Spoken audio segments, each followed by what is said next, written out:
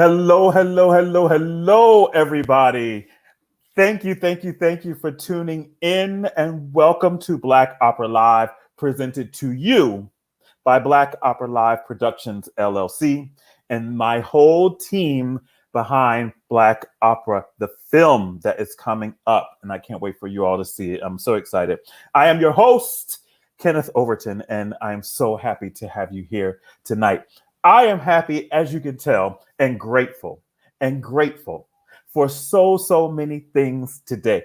Y'all, we have a new president elect and we have a new vice president elect.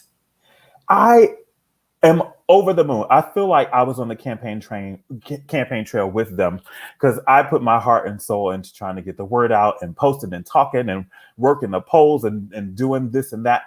And I think we are on to better days and better times with this historic election with our first female vice president. And she just happens to be a woman of color. And I am so honored and grateful for that. And so that my nieces and my goddaughters can see that it's possible, that it's all so possible. Well, if you have been keeping up with me and up with the film, you know that I have been pretty busy.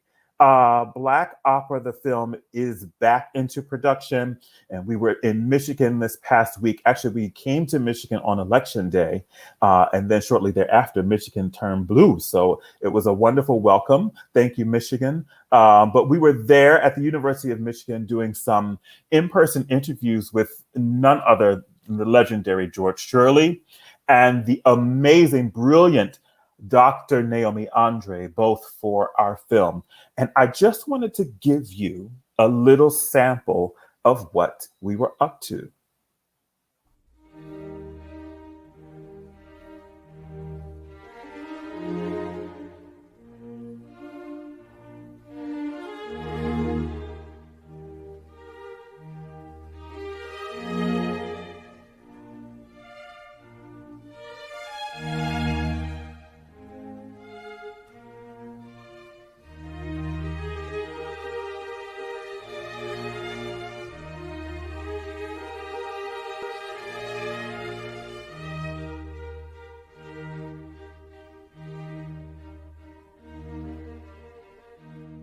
American history is filled with the stuff of operatic appeal and greatness, and it is incumbent upon our composers and poets, no matter their ethnicity, to bring these works to birth.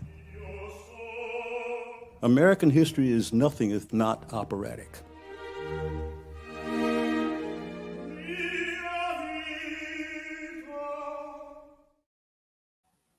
So that's just a little taste, y'all, a little taste. I'm so excited and so proud of this project because these pioneers, these legends are inspiring to me, and I know to so many of you. They're just incredible. But baby, tonight, I have three queens backstage waiting to come out here for y'all. They're so fantastic, so gorgeous, so talented, so funny, so smart, so amazing, and I'm honored to have them all here with me. Let me tell you a little bit about them, and then I will bring them into the game. And as you know, he has receipts, so be prepared for some voce tonight, as well as the spoken word and wisdom of these three incredible women. First, American soprano Janai Brugger, a 2012 winner of Operalia and of the Metropolitan Opera National Council auditions. She began her 2019-2020 season in the role of Clara in the Metropolitan Opera new production of Porgy and Bess, a role she also was supposed to have sung at Washington National Opera, but Shady Nasty Rona interrupted that. But fingers crossed, we will have that performance again. Good luck, DC. I'm praying that you get Miss Brugger back in DC where she belongs as well. The soprano travels to Michigan for performance of Mahler's Fourth Symphony with the Detroit Symphony Orchestra before joining the American Symphony Orchestra at Carnegie Hall to sing Elgar's The Kingdom, I was in the house to see that myself. And she sang. It was so glorious, so glorious.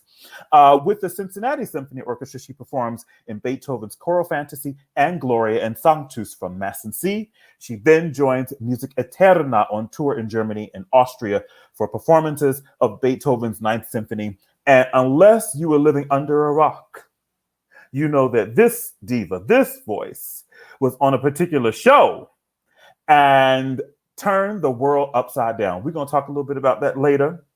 And I might even play you a second or two of it if you were one of those people under the rock that missed it. But I am so glad that my sister and friend, Janai Brugger, is in the house. Next, we have lyric soprano Jacqueline Echols, baby. When I see her, I always say, quelle surprise, Jacqueline has joined me here tonight. She has been praised for her dynamic range and vocal acrobatics. That's what the classical voice said, but baby, I have heard her sing and I can co-sign to it. In theaters across the United States, Echols begins her 2019-2020 season with 2 debuts, baby. Not just one, but 2 debuts at the Metropolitan Opera. First, as Pousette in Massenet's Manon, followed by Musetta in Puccini's La Boheme. And baby, I was in the house when she lit up that stage in that Zeffirelli production. Baby, Sister Girl's voice rang out all through the house. The folks was going running to their programs, flipping, trying to see who that. That's my sister. That's who it is. All right. So she sings the role of Clara in Porgy and Bess for her debut with the Atlanta Opera, a role in which she reprises later in the season in her return to Washington National Opera. In the 2018-19 season, Echols returned to the Kennedy Center in the title role in Verdi's La Traviata for a new production by Washington National Opera, directed by the legendary Francesca Zambello. She reprised the role later in the season in her debut with Palm Beach Opera. Following her debut with the Ann Arbor Symphony Orchestra for their 2017 season opening gala concert, she returned to the orchestra for her first performances of Beethoven's Ninth Symphony in April. Also on the concert stage, she made her debut with the Memphis Symphony for performances of Messiah. And a frequent performer of both standard and contemporary repertoire, Miss Echols debuted the role of Helen in the world premiere performances of The Summer King at the Pittsburgh Opera in 2017 and reprised the role in her hometown of Detroit with Michigan Opera Theater in 2018. She has performed the role of Pip in Jake Hagee's Moby Dick with the Los Angeles Opera, Dallas Opera, and Pittsburgh Operas, as well as the role of Sister Helen in the same composer's Dead Man Walking with Washington National Opera. And fingers crossed, she shall return to the Metropolitan Opera next season. Get yourselves together and welcome Jacqueline Echols to the show. My good girlfriend and sister, Talise Trevigne is in the house, y'all. She is in the house. American soprano Talise Trevigne begins her 2019-2020 season in a return appearance with the CBSO for Tippett's A Child of Our Time. Well, that's such a great piece. In performances in the United Kingdom and Germany, conducted by Mirga Tila. Returning to the U.S., she makes her Lyric Opera Chicago debut as Kitty Hott in Sister Rose in Dead Man Walking, before traveling to Albany Symphony to sing Knoxville Summer of 1915. I would pay top dollar to hear you sing Knoxville Summer of 1915. It's one of the greatest pieces in the world. She joins the Metropolitan Opera for Porgy and Bess, and later in the season returns to the role of Mimi in La Boheme at Fort Worth Opera. Last season, Miss Trevigne debuted the role of Ma in Missy Mazzoli and Royce Baravec's highly lauded Proving Up at Omaha Opera and at Lincoln Center. And she made a further role debut at Madison Opera as Nedda in Pagliacci, and she traveled to the theater in Basel for her signature role of Cho-Cho-san in Madame Butterfly, a role that originally brought her great accolades at North Carolina Opera and Kentucky Opera. And she finished the season at Cincinnati Opera in the title role of Bess in Porgy and Bess, reviving the great success in the role at Glimmerglass Festival the previous season. And she was greatly honored to be nominated for the 2006 Grammy Award in the category of Best Solo Classical CD for her rendition of Christopher Roos's masterpiece, Kabir Palavalli, with Albany Symphony. Baby, the divas are in the house. I'm going to let them in the room so y'all can enjoy them as much as I do. Welcome to the show, ladies. Hey. Welcome. Listen, I'm exhausted reading y'all bios. Y'all are busy boots, baby. Y'all are busy boots. So let's see, there's some folks out there. Oh, hello, Abe Hunter, who is the founder of the Lead Society. Welcome, Laura Fabio, Jonathan Holly. Thoughts from a Black dad. Welcome, brothers. I love it. Welcome, ladies. I love you all. And as we get started, I want you all to tell the audience out there a little bit about you, where you grew up, and how on earth did classical music find you, or you find it? Let's start with you, Talise. Well, I'm Talise Trevigne, and I started this journey in California. I grew up in the Bay Area. I had no intentions of being a classical singer. In fact, I wanted to be a dancer, but I tore my ACL the summer before my senior year. So I actually had early acceptance into ABT. So I was, of course, disappointed. And my senior year, I went to fill in all my classes, and I had an extra period. You can't have 2 free periods because idle hands, makes for the devil's work. So I was not about to take a home economics class. So I was like, you know what? I've always been dancing in the productions or whatever. I'll just do like the choral thing. That'll be easy. So suddenly one day, it was my turn to have a solo, and it was the Fauré Requiem. I mean, just as you do, as a high school kid. And I ended up taking voice lessons from a local teacher. Her name was Paige Swift, bless her soul. She was a mezzo in the San Francisco Opera Chorus. And she literally spoon-fed me those notes. And I was like, look, I just got to look good in front of my friends. I'm a senior. I cannot blow this. And she said, darling, I think you should audition for the Juilliard School. And I was like, okay, look, I just need to sing the solo. That's like, you're going to get paid anyway. It doesn't matter. You don't need to blow smoke. But then I thought, but I could still get to New York City. So I auditioned for Manhattan School of Music and was offered a scholarship on the spot and moved to New York City to be a singer. Didn't know how to do that. And it was at the gentle suggestion of James Gandry, who is now the president of the school, but he was the dean of the school at that time. And he said, can I make a suggestion to you? He said, I'd love it if I could introduce you to Adele Addison. And I said, I'm going to be honest with you. I don't know any of these people. I just picked Mignon Dunn because her bio looked impressive. And love Mignon Dunn, but that probably would have been the biggest mistake of my life. I thought I was a mezzo at the time, which seems really silly to me now. But, ended up studying with Adele, and it just started me on a journey that to this day, I'm so grateful for her. She was not just a voice teacher. She's a mentor. She was family. She single-handedly put me on her back and taught me how to be the artist that I am today. So there's never a day that I don't step on stage where I don't thank her silently, to myself. So that's amazing. Thank you for sharing that. We love Adele Addison. Love her. She celebrated her 95th birthday this past July. And I remember I had featured her on my Hidden Figures series all of July, and people were just going nuts, and so many people didn't know who she was, and then the ones who did were just so pleased to be reminded and refreshed about the incredible artistry that she has and embodied.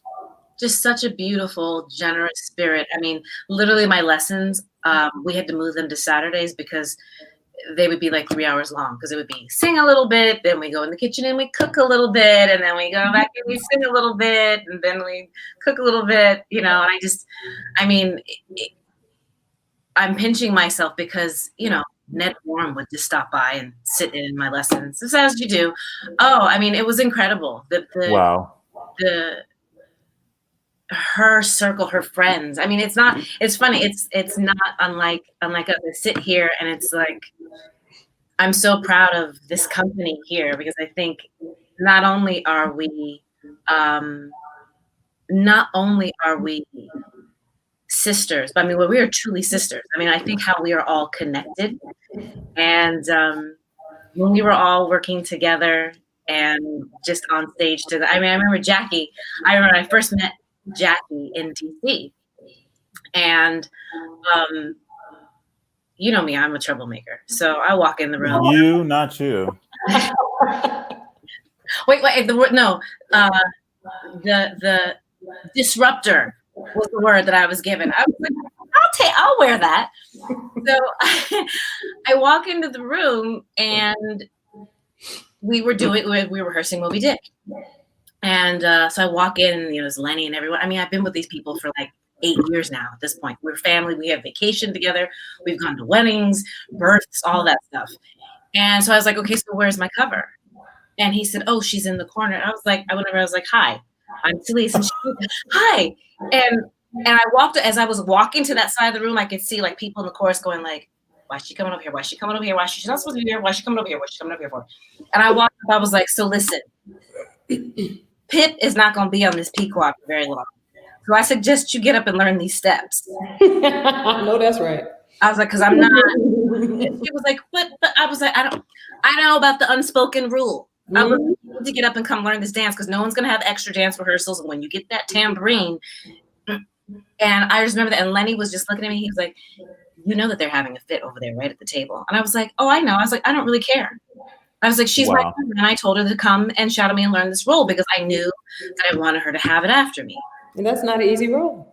It's not. Okay. You can't learn it So, you know, I remember that, and it was asked to me, you know, sometime before. They're like, oh, so, you know, you've been silent about what you're doing for the inequality in our people. And I was like, am I really silent? I was like, because I've always been cognizant. I said, I knew when I took Pitt, I was like, you know what? This is going to be important work for a lot of women. Mm-hmm. And I was like, and you don't know it. I was like, but I single-handedly knew who I wanted to be the next Pitt. And when she was in the room, I went up to Len. I was like, so you need to call Dallas and make sure, because that's how it should be. That's what I learned. Speaking of Adele, that's what I learned. That's how it was. I mean, they were an entity unto themselves, and they fought for each other, and they didn't pit themselves together. I'm like, one more brown girl on the stage is good for all of us. And I've always seen it that way. And then I think about, you know, Janai, and it's like, oh, you know, I remember someone said to me, oh, you guys are like on the same roster. And I was like, oh, really? I was like, okay. I was like, yeah. The horror that they actually really like each other and get along. I was like, that's such fiction. I was like, those are my girls, period. And that was why I wanted to have the three of you on here, because you display everything that goes against what people think, the cattiness and all of that. Like, you guys are really like sisters. I love that. It's fantastic. You are a great example of what that should be. I love that. So Jackie, tell us about your start, where you're from, and how did we find this voice that you have? How did classical music come into your atmosphere? Well, hello, everybody. Well, I have to say, like Talise, I was definitely not thinking anything about being an opera singer. I was actually thinking about being a fashion designer. Oh. and she arrives. Yeah. I I was thinking about being a fashion designer. But in high school, that's when it kind of all changed. All right. So all of my family, everybody's kind of musically inclined, right? I grew up singing gospel music, so that's my other thing. But I grew up singing gospel music, but didn't have really an interest in singing opera. But once I got into high school, I was introduced to music education, and the teacher that really influenced me was two people, Nina Scott and Daryl Taylor in Detroit, Michigan. And those two really influenced us in just music education, just the fun side of music. We choral music. I mean, we did tours, we did concerts and everything. So I was that choir girl, right? I said, you know what? I'm going to go to school to be a teacher. That's what I'm going to do. So I decided to be a teacher, a music teacher. So I went to school and I studied at Wayne State University. And I said, I'm going to be a music teacher. I'm going to teach high school. We're going to do all of these wonderful concerts and performances and competitions and everything. I'm going to be just like my teachers. And one day I sang a solo, and that was pretty much the end all be all right there. They just said, have you ever considered performance? And I was like, no, never. And they said, you should probably look into that. I said, well, okay, well, I'll look into it. And I sang a lot. I won a lot. And I said, well, I kind of like this thing, And so I decided to double major. But I told myself, there's no future in this for me. So when I graduated from undergrad, I did. I was like, when I graduated from undergrad, I was like, you know what? I'm going straight to teaching. And I did. I went straight to teaching. I laid the performance aside, and I said, I'm just going to go ahead and just, do the teaching. So I taught K through 12 for 6 years at Winans Academy. If anybody know the Winans, well, yes, right. So Marvin Winans, who was Pastor Marvin Winans in Detroit, had a charter school. And so he knew me actually when I was a kid. And so when he looked at me, he was like, I know you, you Echols. And I was like, okay. So I got a chance to audition and sing and whatnot. And he was like, yeah, you're in, And those were one of the most finest years of my life, was to teach those kids. And some of those kids today are educators of music. A couple of them are opera singers, and a couple of them are producers, like movies, and writers and actors. One of them was on Black Lightning. I mean, Wow. So wow. we really put out some really great kids. But during my career, when I was teaching, while I was teaching, I got an opportunity to go to and sing Porgy and Bess. And I joined one of those touring companies, the New York Harlem Productions.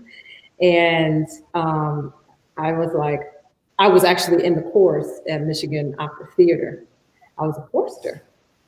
So I know what it's like to be a chorister.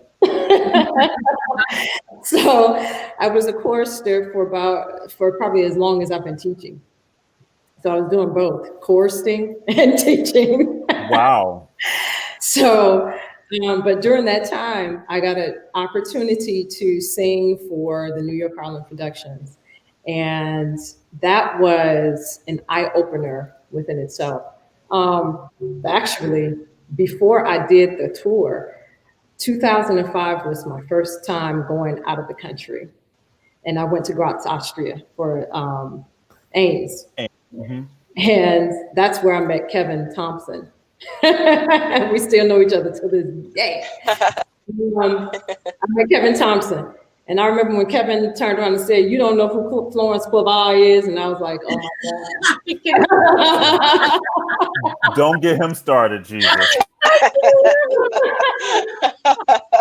He pretty much pulled me on every Black woman soprano out there. And I was like so green behind the ears. I said, "I don't know these people. I don't know these people." And he took out all kinds of recordings of like, listen, listen, listen. And I listened and I was like, man, these people are great. I sang for an audition. Well, actually, it wasn't an audition. It was like a workshop. And it was a German, I don't know if he was an agent or whatever. You know, they're pretty harsh over there in Europe, some of them, right? So we were singing for them. And I sang an art song just because I was, again, I said, this is not for me, this opera thing. So I'm just going to do art song, right? So I sang an art song and he looked at me and he says, with almost actually his after I finished, his face was red and his eyes were glassing. And he looked at me and he says, "So what do you do?" And I said, "I'm a teacher." And he says, "Quit your job." And I said, "I'm sorry. I have bills to pay. What are you talking about?" He was like, "Quit your job." He's like, because he was like, "Have you ever thought about this? This is what you're supposed to be doing." Wow. No, not me. Absolutely not. So I went back home. That really did stick with me though. I really thought about it. Thought about it. And I was like, all right. Well, I get to the tour.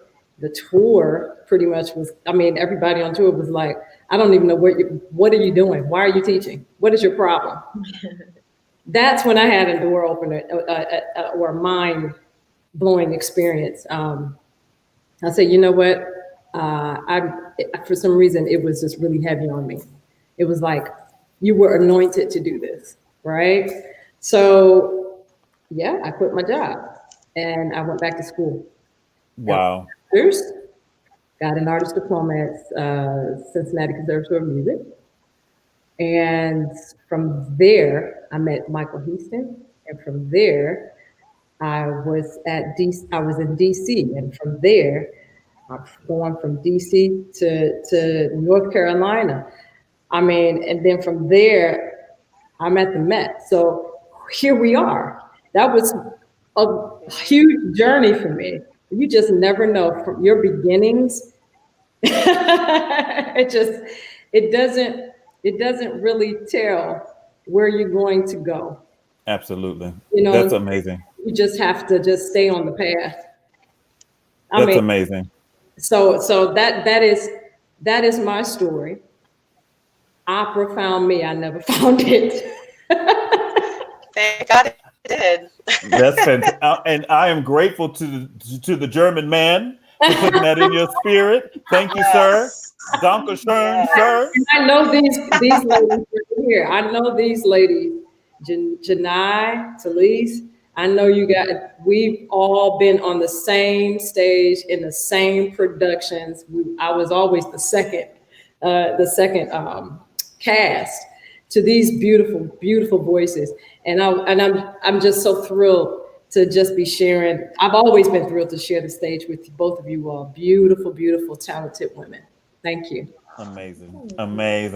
So what about you, Janai? Janai, tell us everything. Where you're from, how did you get into this crazy?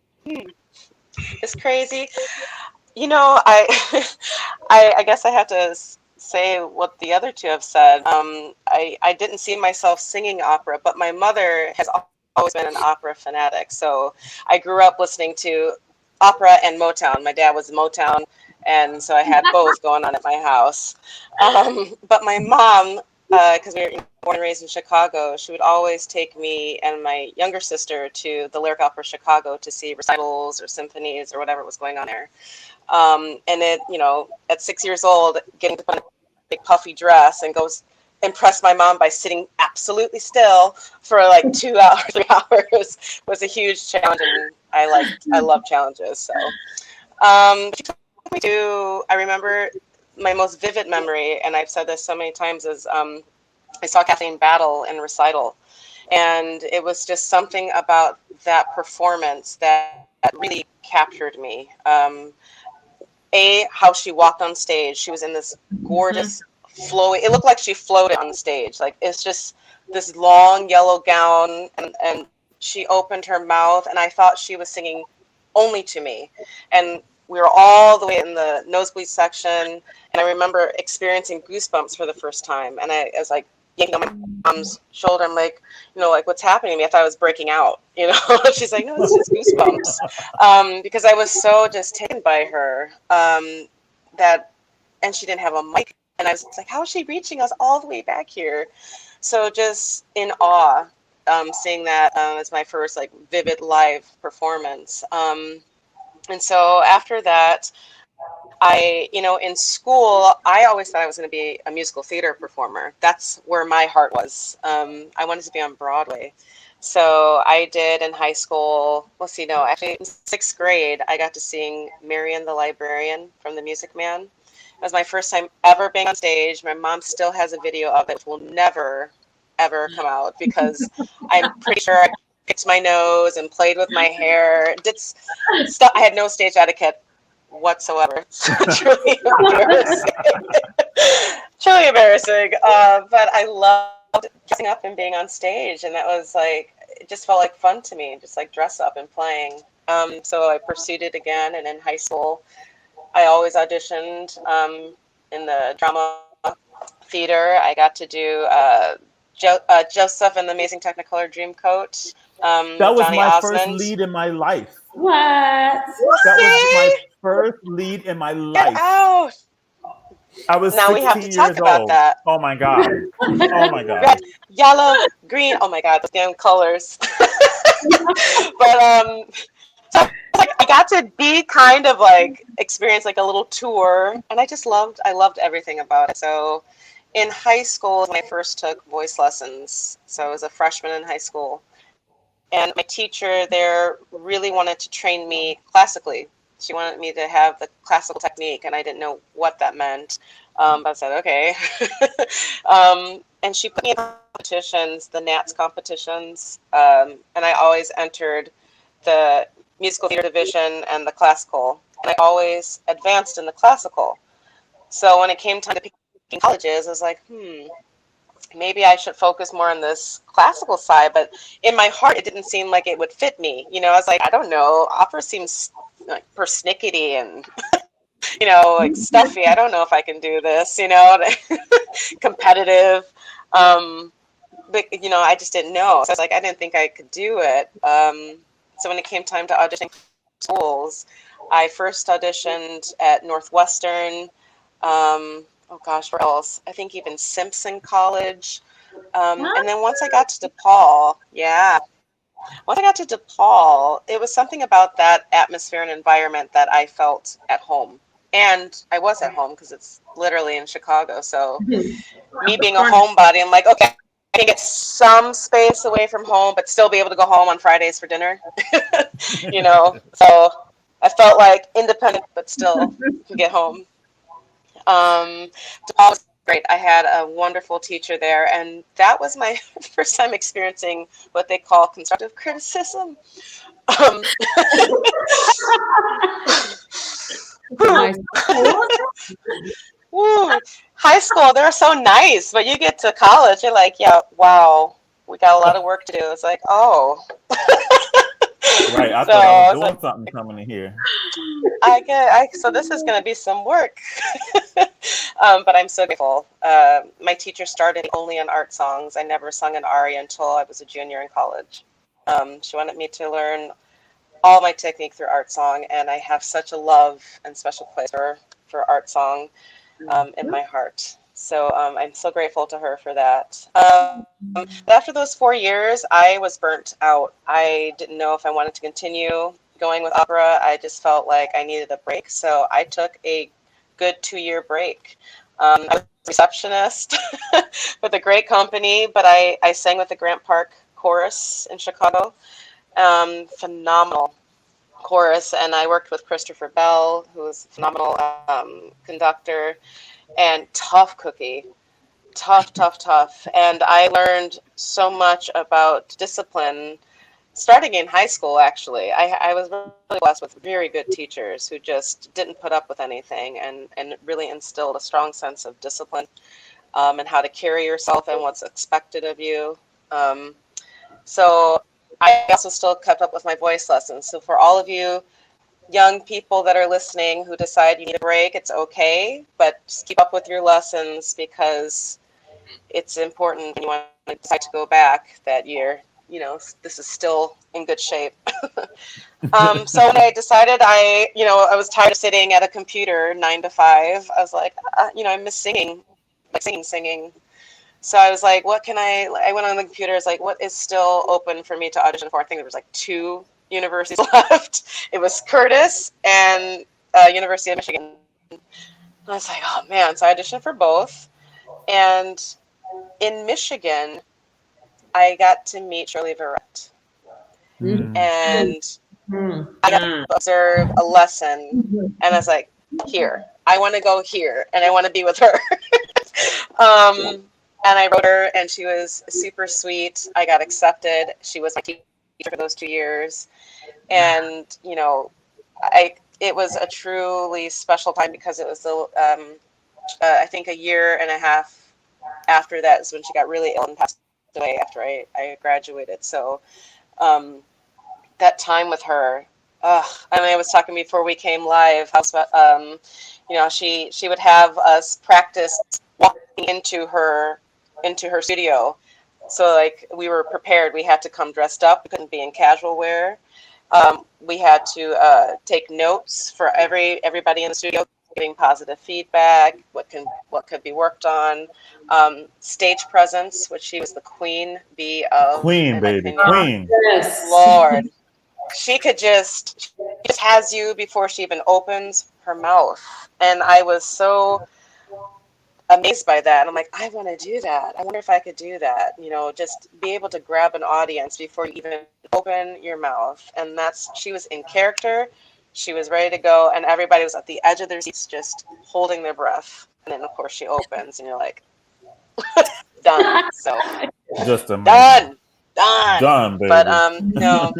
So Shirley, Ms. Verrett was a very special blessing in my life. And from there, I did what most do. I auditioned for young artist programs. I got into Marilla in the summer program, and an LA Opera, the Domingo Thornton program in 2010. So from 2010 to 12, I was a young artist. And then right after that is when I did those operalia competition and the Met competition. And from there, it's in my career and motherhood took off. Here Amazing. Thank you, Veronica, for that comment. She's thanking you ladies for sharing all of your stories. And I wanted to tell both Veronica and everybody out there, this is one of the main reasons why I wanted to do Black Opera Live, because our industry tends to focus on a handful of few. And I want to continue to tell as many stories from as many Black and Brown people as possible. And so that's one of the other reasons why we're here. I mean, everybody knows Leontine Price and Marian Anderson and Jesse Norman and Kathleen Battle, but they all opened the doors and are allowing all of us to stand on their very broad, strong, and beautiful shoulders. And so we have to make sure that we celebrate each other and lift each other up. And so anytime I can help introduce the audiences to a voice you may not have heard of, because the thing is, just because you're famous don't mean you're great. Right. And just because you're great don't mean you're famous. And amen. And so I have 3 great women on this square with me tonight. So Talise, madam, in your bio, it says that Cho-Cho-san is one of your signature roles. And I want to talk about why Yeah. when it was introduced to you and why you started to sing her. And then one of the more controversial issues about it in regards to race, in regards to makeup, and your position on that. But before we get there, I got to go into my bag and pull a receipt out. And I'll see y'all when I get back. Oh.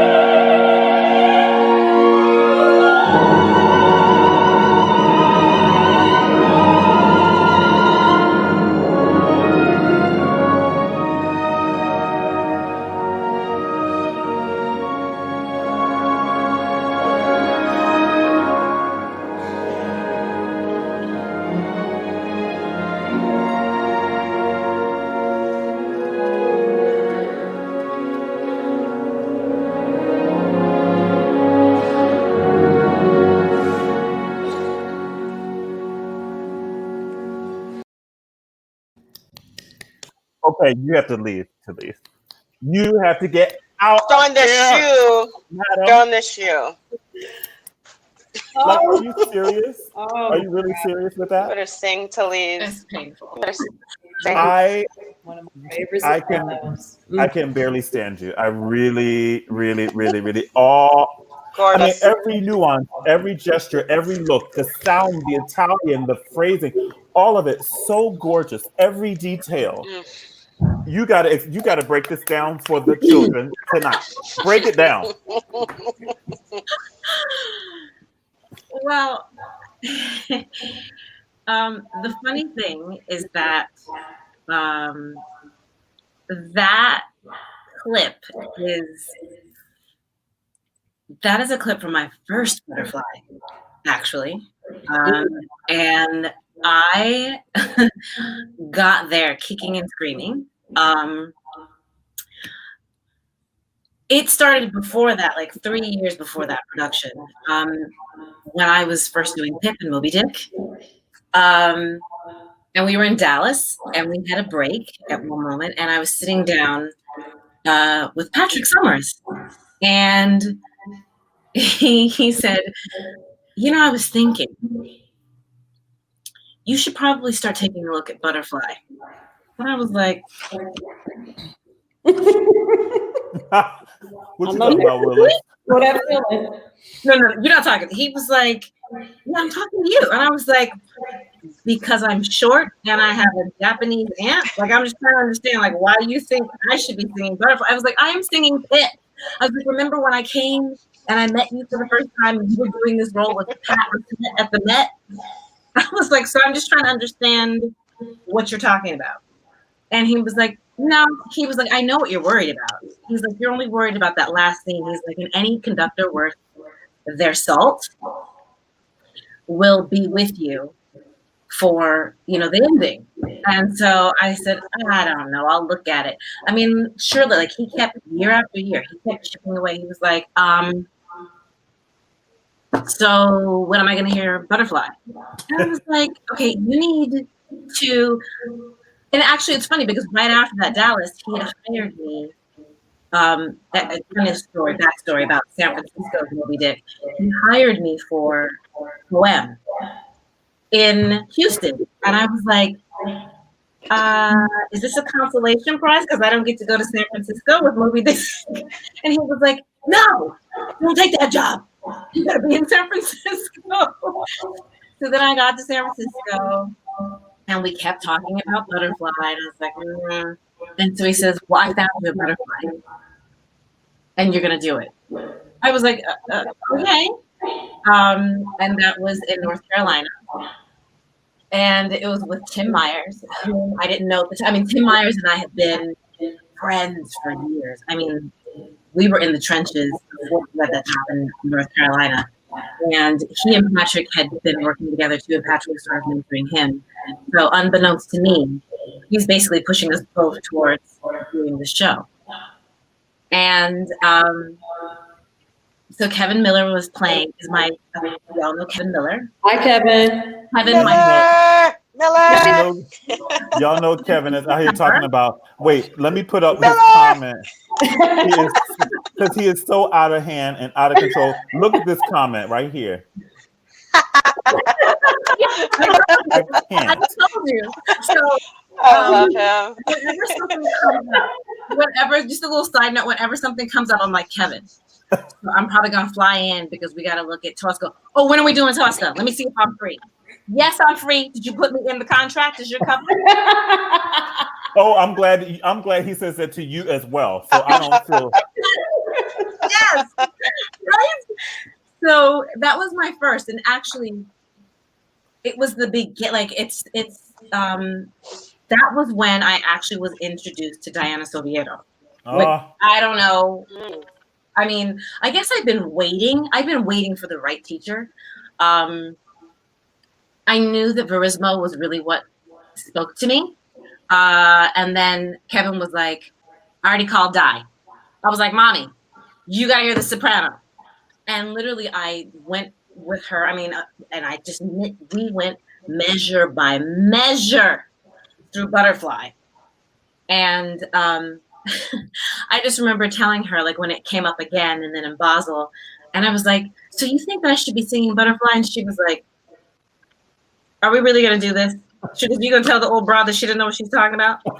I remember, like, later on going to her saying, so do you think I could sing Nedda?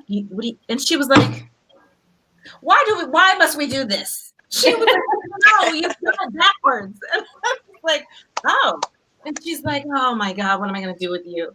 And she's like, Ned that comes before Butterfly. And so then, I mean, I'm so grateful for her because it just, I mean, for me, whenever something new comes up and I'm like, I don't know, am I ready for that? I just think about Butterfly and that benchmark. Because I mean, it is mastering how to get through Butterfly is more important than how you sing Butterfly. It's essential to sing it well at all. Yeah, because you're on. Once you come on stage, you're on for the rest of the night. Mm-hmm. Yeah, it's like the SATs, right? It's like Yeah. how to prepare how to take that test. And I mean, the true test was in Basel. I mean, I had 20 performances. Lord mercy. Wow. 20 shows. Yeah, 20 shows over 3 months, 2 months of rehearsal. And I just remember, there's always like a point in the show when you're like, okay, got that down, got that. Ooh, right. Okay. Ooh, okay. Around in the corner. Here we go. And I realized I was like, okay. I mean, I love her. I love that I have been allowed to play her my way. Mm-hmm. Because I just haven't, for all the obvious reasons, you all know me, I have an issue with the wallflower, the dying poor, woe is me. That's so not my character. And like all the acting in the world can't make me believe to act that way. So I just, and I just,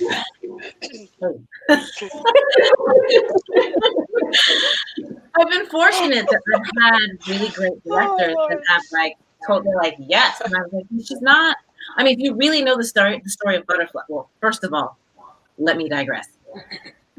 It's an Italian version of a Japanese woman. So that's the first thing. Let's be clear, okay? So it's Japanese with a very tiny little J. And if you really know the true story of Butterfly, of this situation, she knew all along. She's no wilting flowers.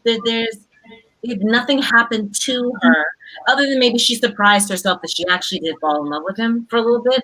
But she was very clear going, this is an arrangement. I need to feed my family. My mom and I are about to starve. So it was always, I mean, if you really know the real story, she went into it knowing that this was an arrangement for some time. It was the thing that happened. These American soldiers came over. She went in full knowledge. And that changes her and how you play her. She was never, woe is me, this is so awful. She's a strong woman. I mean, even to make that decision, you know what? I'm about to go do this deal because we need to eat. I mean, it's COVID, right? Like during COVID, people are doing what they need to do to pay their bills and to eat. Because as AOC says, we're not going back to brunch. So, and that's Butterfly. And I love that about her. I love that she is this young girl, but she is a smart cookie. Yeah. She's a survivor. And I always try to look for that in my women that I play, that something that makes them not, because otherwise you can fall into that whole, woe is me, I'm about to sit over here, cough and die, let me lay down on this bed and sing a high note, and then we can all go home. I mean, it's so boring. So I always try to find the complexities in my girls, and I just love the journey that she makes. Yeah. I like her a lot. She's grown on me. I love it. So, Jacqueline. So, listen, I have to tell the folks. So, the first time we were in the same room together where there was music making happening, we were preparing to go on tour with the American Spiritual Ensemble. Mm-hmm. And Jackie was singing the solo to a Moses Hogan arrangement of a spiritual, and we were singing behind her. And for some reason, the ensemble wasn't clicking. We were having problems. Like, what's going on? It was a new piece for us. Well, then this girl gets up and sings. And after about 8 bars, I stopped singing. And when the song was over, I was like, Dr. McCorvey, I'm so sorry. I didn't sing any of the rest of that piece. And he was like, why not? I said, because of her. I couldn't concentrate. I lost all concentration. I couldn't go on. So I was like, I'm glad we're getting this out in rehearsal Yeah. so that it doesn't happen in the show. Do So you happen to have that recording, by the way? I don't know. he does. He does. I haven't heard it though, but I'm sure it's stunning. And I always joke. I talk with Kevin Miller all the time. I was like, Jackie does not know how to sing bad notes. Like it's Yes, she does. impossible for her to sing bad notes. And if you do, you must do it on your own time because it's not. But reading your bio, I noticed that concert repertoire is a huge part of what you do, you know, in addition to opera. And so this particular piece that you sent me, I want you to tell us about who the composer is, what orchestra was this that you were doing it with, and the conductor, who happens to be an African-American man, and lots of people of color in the chorus. So let's listen to some gold Okay. on this excerpt, and then we'll come back with Jacqueline.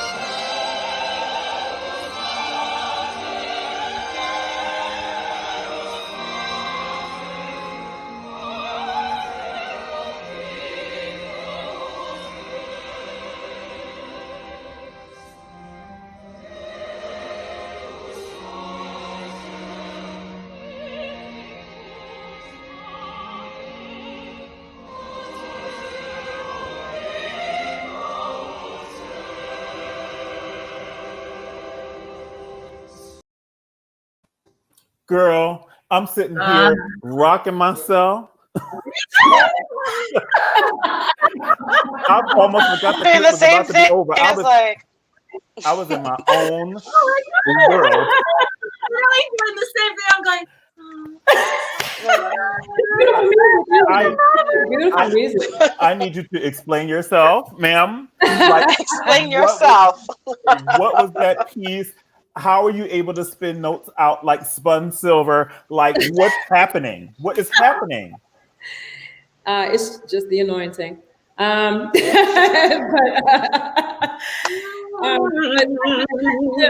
clip was from the Detroit Symphony Orchestra. That was my debut with them, that which is my hometown, and that was, I believe, that was the Classical Roots concert that they did. That composer is Robert A. Harris, who is an African American composer. And of course, the conductor is Andre Raphael. Wonderful, wonderful piece. Wonderful piece. I just I was just doing the same thing like you all doing, like this. It's just really, just a beautiful, beautiful piece. And it just so happens to be one of the only recordings I have. That's the right one to have. I don't have any recordings doing all of my opera. But yeah, that's that. That's what it is. Beautiful. It's so gorgeous. It's so gorgeous.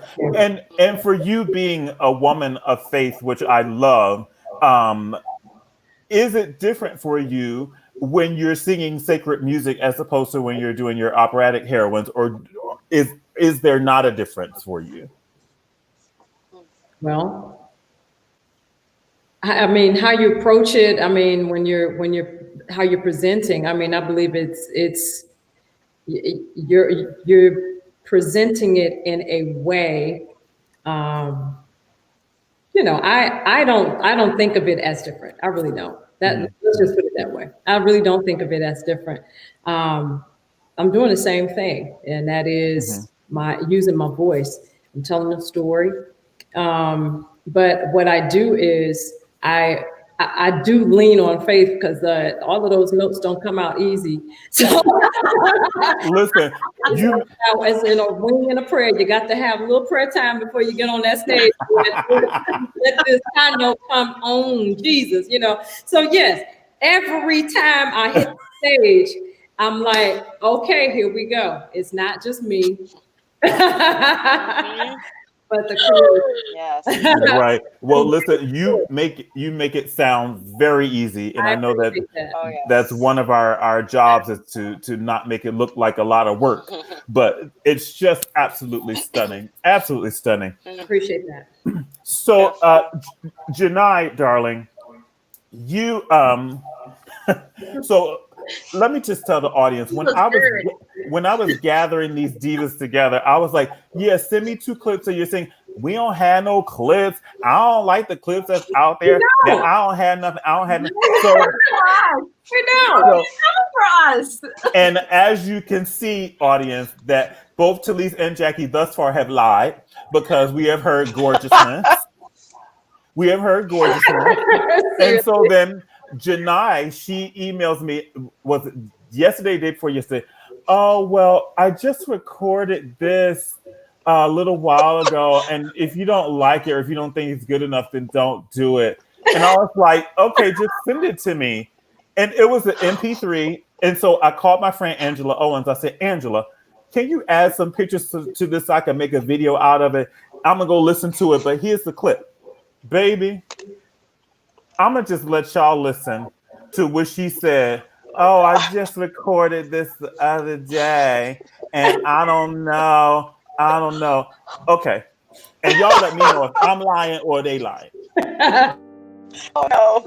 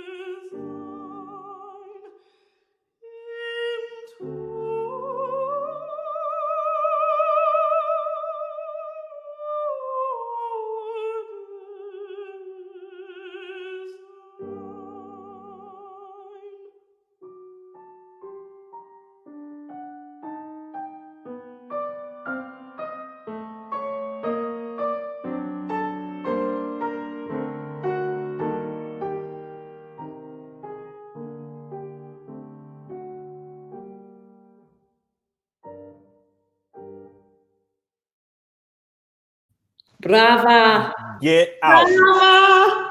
Get I out of my studio. Get off my show. Unbelievable. She is not allowed to speak. No, she's not. Ma'am. Mute her. Where's my mute button? Absolutely not. Ma'am. Oh, Unbelievable. So now how are you recording stuff so beautiful during COVID and you sound like you fresh as a daisy, like ain't no pandemic ain't ever happened? I mean, With- the Oh, rest that's of so the funny you song- even say that. It was a perfect recording too. Oh Beautiful. my gosh. Thank you, you guys. That's the beauty of recording. Nobody can see you. You get to delete, re-record, delete, re-record till some of that comes out right. You don't know how many times I cried like, nope, rewind, delete. My gosh. I'm sitting over here talking to myself, having a full conversation. Really? Oh, that's what we do. Oh, so now you go. Oh, now Right. Is she gonna do it like that? Are you is she serious? Oh, thank you, guys. And that's Thank you. exactly why I tell our manager whenever it's like flute, don't call me for flute. You can call that one right. I know. Right. You know, like Give it right to her. her high note, everyone goes like this. So that's what we're doing tonight? That's how we're doing it? First of all, I would love to hear you two sing it because it would be glorious. I don't. Thank you though. You and Jackie, go ahead. Go right on ahead. I'll be here. Some of that shit. So listen, I know that there's some.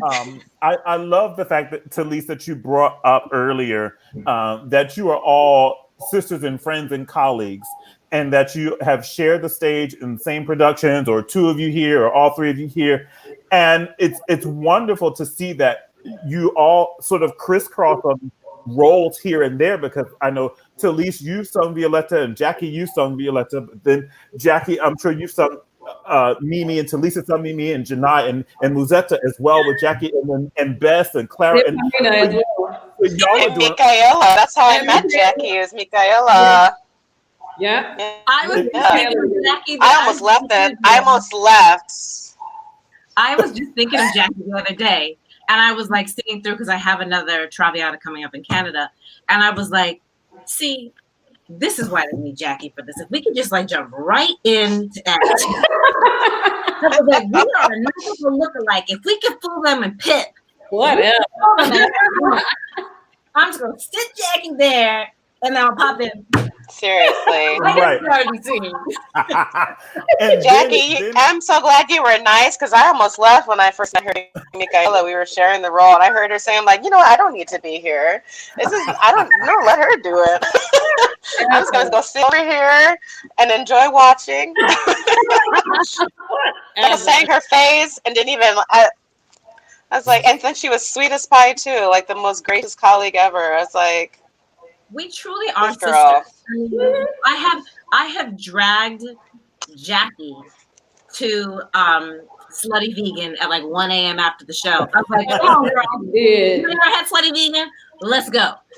I have no idea.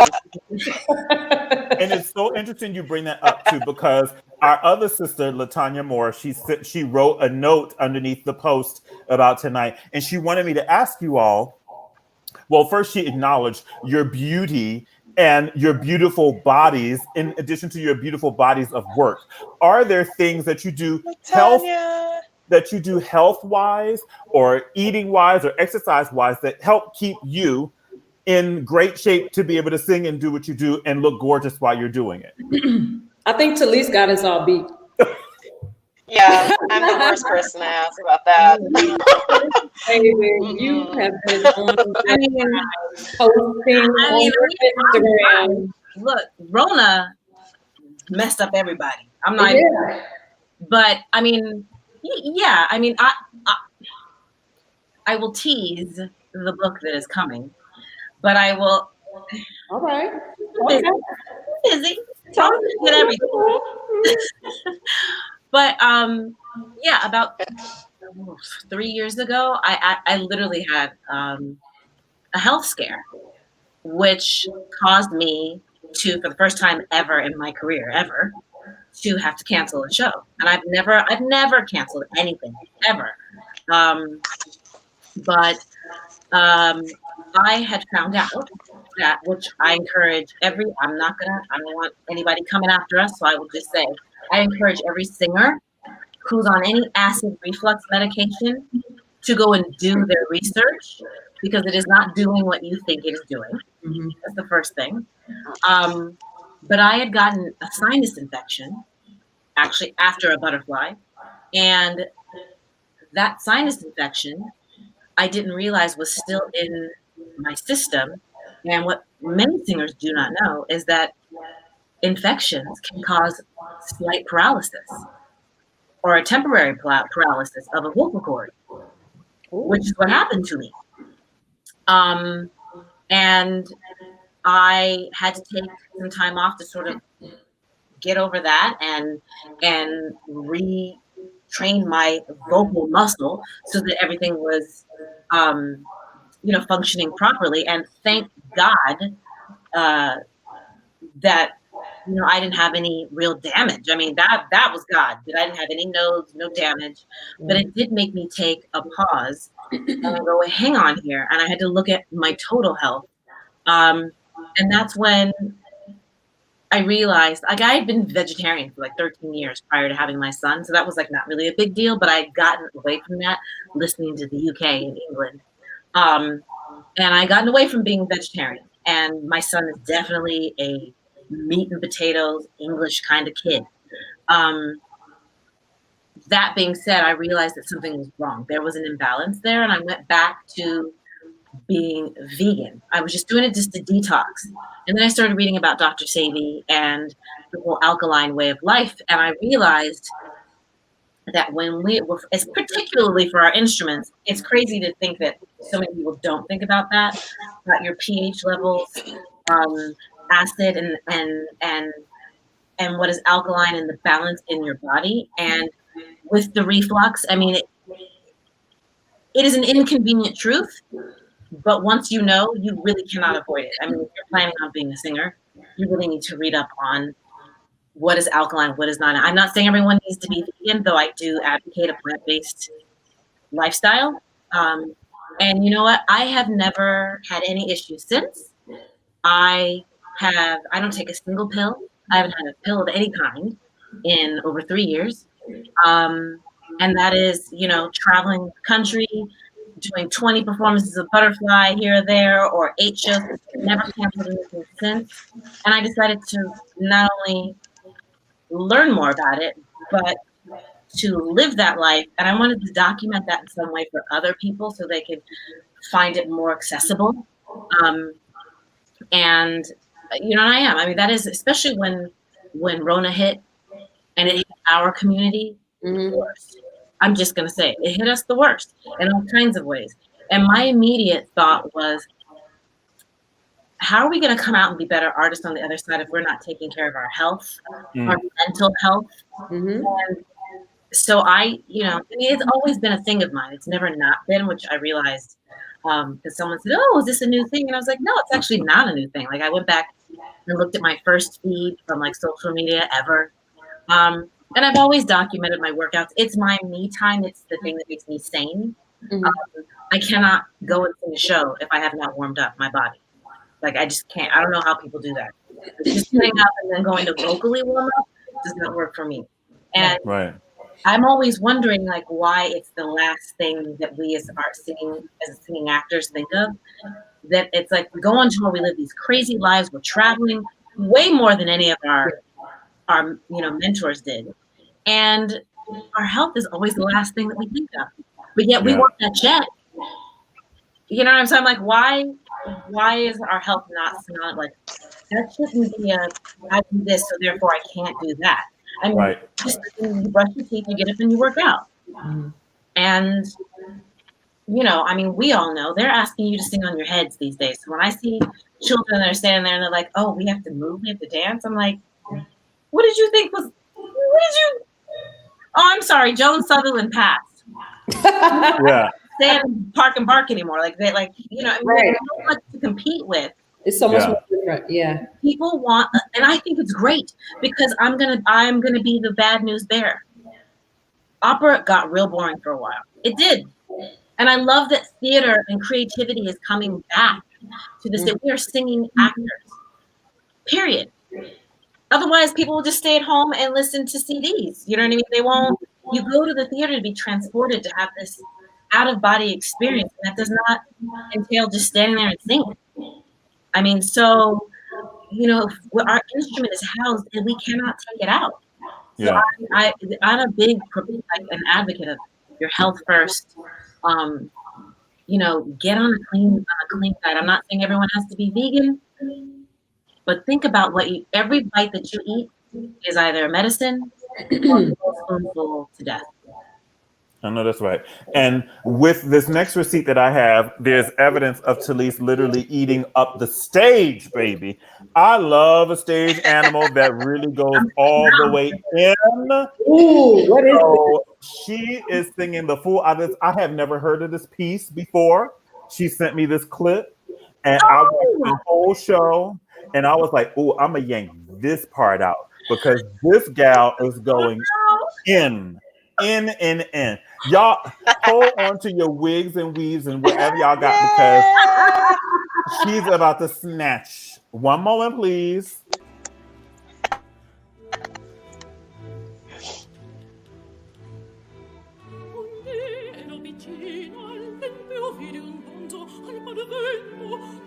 quanto simboli sciorinare dei lami d'un mistero.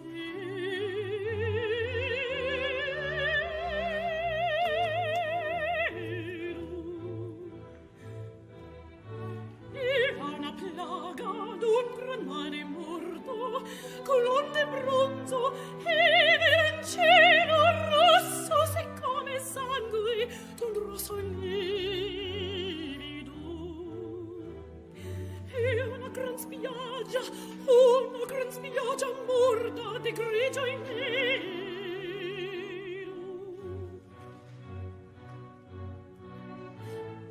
Una fanciulla giaceva via adagiata, scarni di membra, sporsi i capelli, e nella bocca un riso che era lo spasimo. Sul man morto una gran piovra intanto il campergeva. E una fanciulla col grande occhio volcato forgatava. Questa donnata a quel terror di sguardo tutta fissava.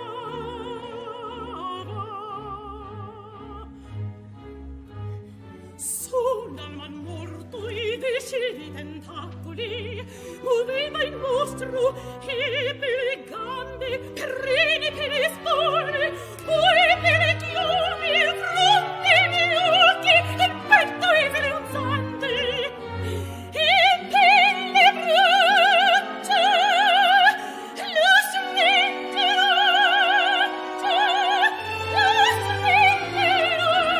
il viso.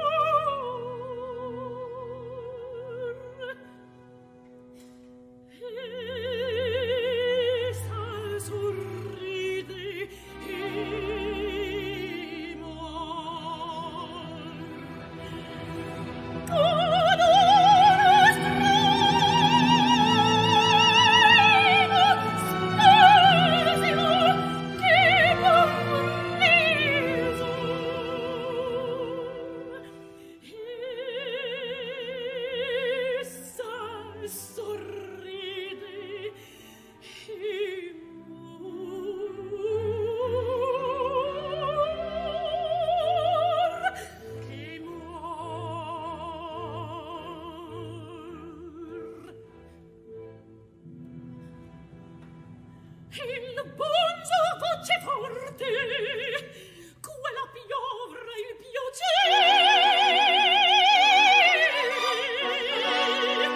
quella piovra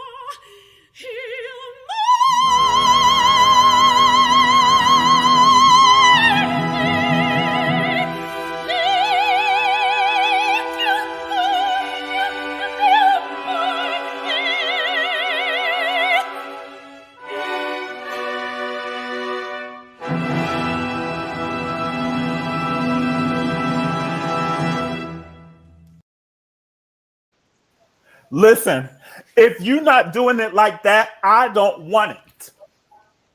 If you're not doing it like that, you can keep it. Girl, I told you I had to watch that whole thing. Girl, no. I'm sitting here like not breathing, going, oh my God. Listen, if y'all can't see Talise while y'all can't see any of the ladies while the videos are playing, but I can see them, and she is literally like this the whole time. And I'm sitting here trying not to break up things in my house. Girl, seriously, that's the real stuff right there. That's real amazing stuff. Oh my gosh. Okay. Yes. I was like, is that Maria Callas and Renata Scotto come back as a Black woman? Like Listen, Talise is like really one of my favorite Sopranos. I saw her do Porgy and Bess in Ann Arbor, and then we did Porgy and Bess together in ATL. And she slayed both times, and I was like, this girl. You know, we Girl. studied with the same teacher, so I know. Yes. Listen, whatever Diana Soviero is doing, listen, keep doing it, baby, because Did Yes, that. listen, I was like, that's the other butterfly. There's actually quite some controversy because if you listen to that, that is actually so Mascagni and they were like there was a bromance. They were roommates at one point. So it is unknown which actually came first, if it was Iris or if it was Butterfly. There are hints of both of them have hints of the other's arias in that so that aria in Iris has hints of oh gosh, why can't I think of the name of the aria? 222 or at the house. No. Que tu madre. Yes, thank you. I Yes. sing Butterfly too, honey. I sing it too. Yes, Kevin. Yes. Yes. that is all Diana. Yeah. But, That was amazing, girl. And I'm so glad you shared it with me and got over yourself and let me play it because I was in here. I didn't know you were going to play that. And you wanted me to play the other one. The other one was real sweet and safe. 5 minutes of like this part at the beginning. You're like, no. Nope. Listen, I like chewing up the stage, baby. I don't eat meat, but I eat up the stage. That was James Dara. I mean, that was crazy. That whole experience of putting on. Well, first of all, no one does Iris. Right. And in fact, I think there's like one recording of it. Yeah. I've actually been trying to get it recorded again fully because it doesn't really like there are arias, but personally, and I'm going to be very unpopular. Musically, I really love the Mascagni more. I think the story is harder to sell. Yeah. But also, she does not leave the stage. She dies on stage in a trash heap.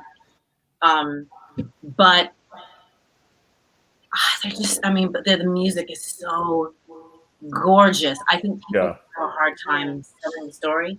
So anybody out there who's willing to take a risk, I'm just saying, listen, it's a great show. If they saw that clip, they need to be mounting that for you all over Seriously. the world. Okay, that's just so Jacqueline, in your bio, I noticed, my dear, that you do a lot of contemporary work as well. Do I? As well, I saw that Dead Man Walking, and then this clip that we're about to play from Daniel Sonnenberg's The Summer King. And I'm like, how do you go about learning something that nobody has ever done and you're putting your throat on it for the very, very first time? I try not to, jump off of a cliff because this music was not easy. This music was, I don't know. The composer, Daniel, really nice guy. He's a percussionist, sorry. And you can tell in his writing, everybody sounds like a percussion or of some sort. But the jumps, the leaps, the all over the place, I was like, hey, Daniel, how you doing? Yeah, I can do that. Let me talk to you for a minute, bro. Listen, this makes, help us out, because she can't do all, So he was very nice. He was very nice to work with all of the vocalists and, to try to make it sound melodic. So it was a wonderful production. I love the story. Oh, the other story. Yeah. The Josh Gibson, baby. Yeah, the Josh Gibson. Who played my husband in this one? What is his name? Alfred Alfred. Walker, Awesome. Oh, baby. Fantastic and wonderful colleague. My first time performing with him on stage, so it was really fun. Really fun. Ken Kellogg did an amazing job. So yeah, it got some. A lot of people really did enjoy it. Nevertheless. Yeah. Well, it's a fantastic clip and a fantastic scene between you and Alfred. So please enjoy this, The Summer King by Daniel Sonnenberg with Jacqueline Echols and that old fella Alfred Walker. Catch it.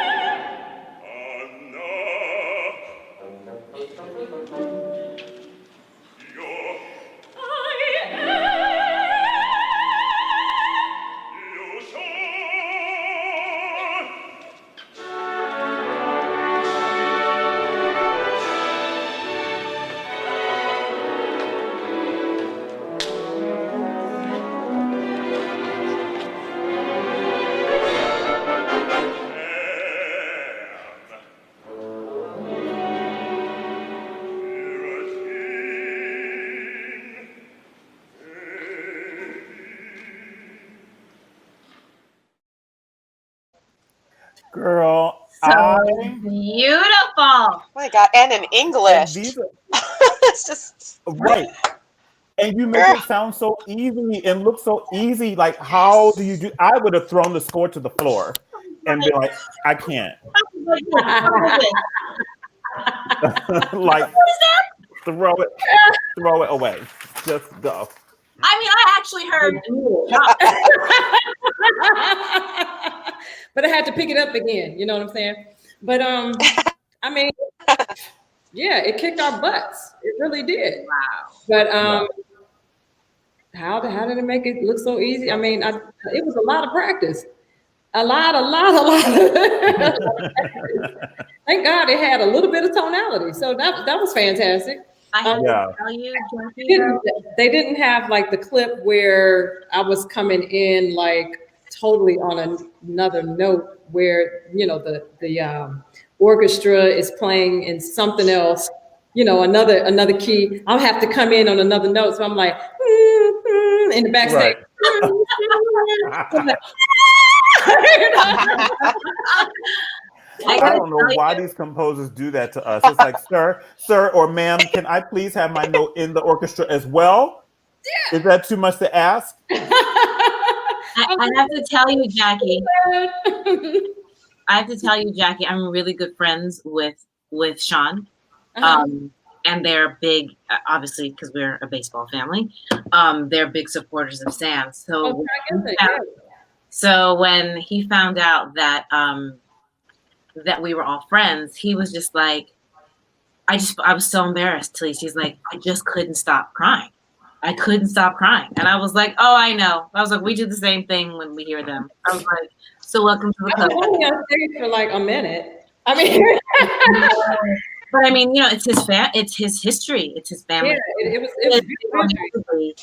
picking up that torch. So to see it like monumentalized in opera, and to have it be like Black singers, it looked like he said it was just amazing. So he is so. I mean, to this day, we talk about it. He's so grateful and They enjoyed it also in Detroit. I think we did it as well in Detroit. Sean Paniker was a part of the group this time, but it was fantastic. I mean, we had such a blast. It was just fun cast. And what's that like for you performing at home? Is it extra nervous or is it comfortable? No, it's a whole different feeling. Like it's a drive. It's a new drive. It's like energy. I got energy for days because I know people out there that are coming to see me perform, family, friends, and I'm like, okay, let them have it. Let's go. I love it. You know what I'm saying? So it's I mean, the nerves are there, of course, but then when you get out there, it's like, okay, let them have it. Let's go. Let's have fun. Incredible.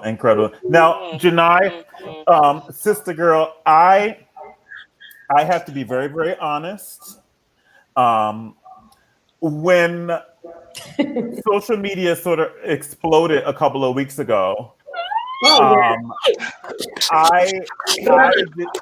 was unaware because I was not watching this particular show. It is a rare occurrence that I watch something that's so popular while everybody else in the world is watching it. Like, I always take a moment. I know. However, I was not allowed to take a moment with this particular episode of this particular show. And if you all have been living in a cave somewhere or in an igloo in Alaska, or I don't know where you've been, and you don't know what I'm talking about, sister girl sang in the highly acclaimed Lovecraft Country series on HBO. Can you tell us how that came about? How were you approached? Who wrote this music? And how were you able to sit on it for so long and keep it a secret? Well, first of all, thank you, all of you guys. So Laura Carmen, she's one of the composers for the show, and she called me. I met her when I was a young artist in LA, back in my young artist days. She had come to a concert that I had done and met me backstage, and at the time she was working on her album Ask Your Mama, which is based on poems by Langston Hughes, and she asked me to come in to her studio and do a couple of the soprano parts. So that's kind of how our relationship began. And I love her music. She's asked me to sing a couple of things that she's written, and it's always just beautiful. I feel like she knows my voice, and she's just phenomenal to work with and extremely talented. So she called me during this pandemic of lockdown. She called me up and checking how I'm doing. You recorded this during the pandemic, not before? Yes, sir. Now I'm even more upset. Go on.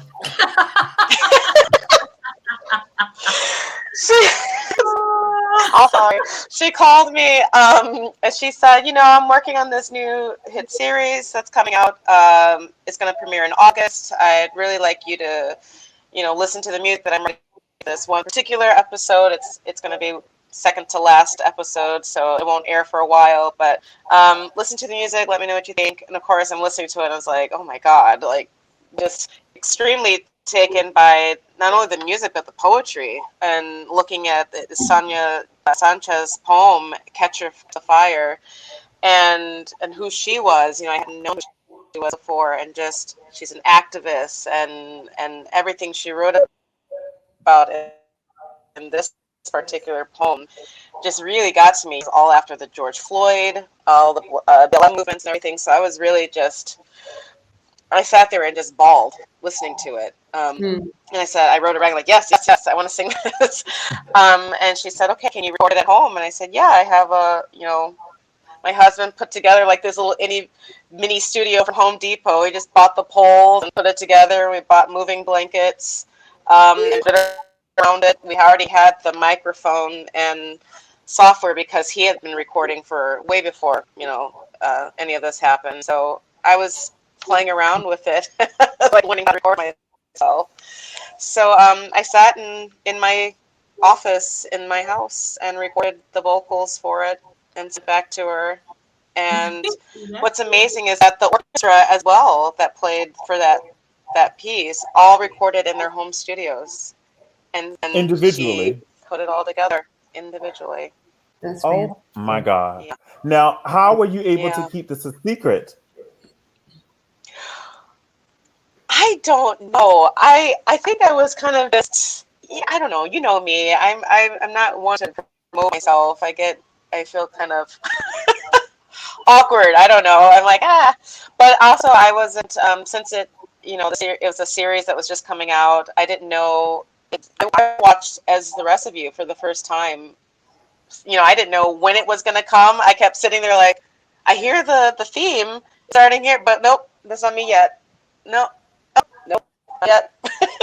It wasn't until the end. I had no idea when it was going to come in. So I was just taken like surprised because I didn't know what the scene looked like. I didn't get to see that beforehand. But no, I think she just said, I think there's with stuff like that, you kind of just have to sit on it for a while until it's released. So yeah, it was hard though. I mean, I didn't tell a lot of my family until a week before. Wow, wow. Well, everybody, if you have not seen it or heard it, you're about to see it right now.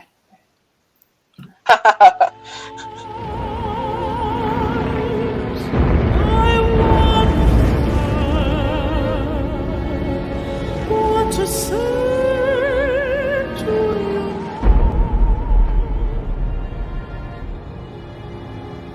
the soft afternoon as you hold us all in a single death.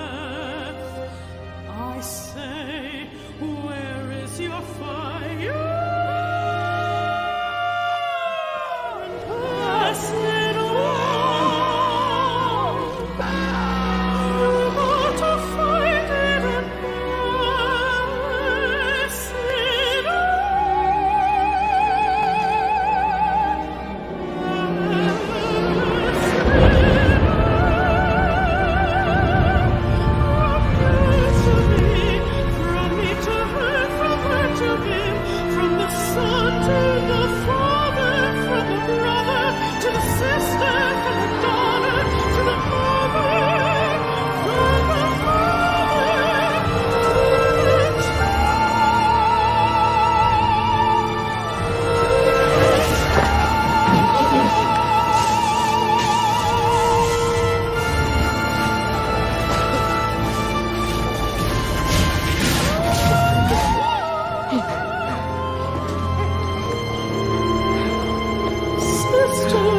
Sister, brother,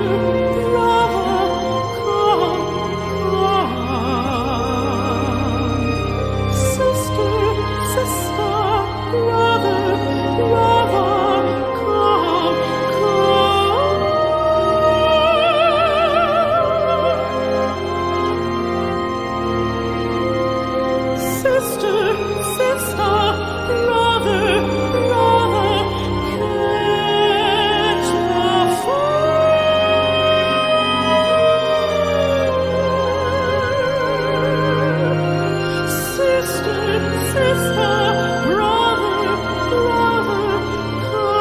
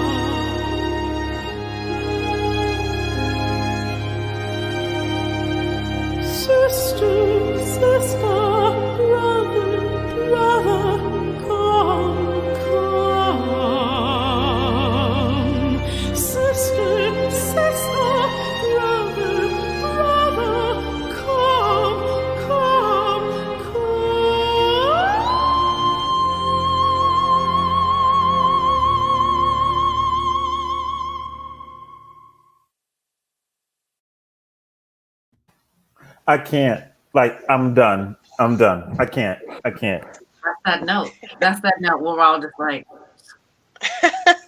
And my DMs Thank you. started blowing up.